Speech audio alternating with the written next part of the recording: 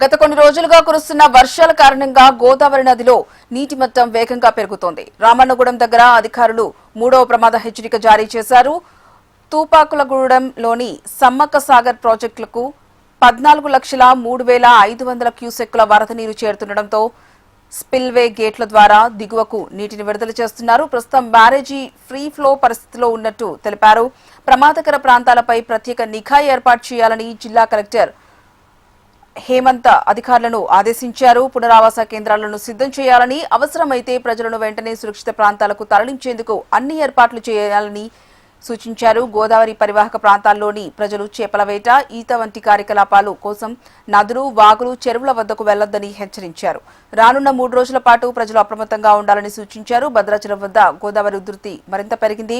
ఎగువ ప్రాంతాల్లో కురుస్తున్న భారీ వర్షాలు, అక్కడి నుంచి ప్రాజెక్టులకు విడుదలవుతున్న వరద నీటి కారణంగా గోదావరి ప్రవాహం మరింత ఉధృతంగా కొనసాగుతోంది. నీటి మట్టం 48 అడుగులు దాటడంతో అధికారులు 2వ ప్రమాద హెచ్చరిక జారీ చేశారు. ప్రస్తుతం నీటి మట్టం దాదాపు 50 అడుగులకు చేరుకుంది.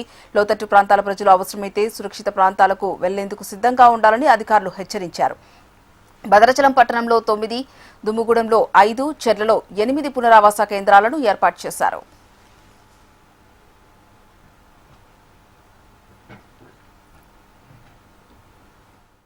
ప్రాంతంలో గోదావరి నీటి మట్టం ఇప్పుడు 48 ఫీట్స్కి చేరింది. ఆల్రెడీ సెకండ్ వార్నింగ్ లెవెల్ కూడా ఇష్యూ చేయడం జరిగింది. పైన ఎగువన కురుస్తున్న వర్షాలకి 14 lakh cusecs Sammakka Sarakka barrage దగ్గర ఉంది.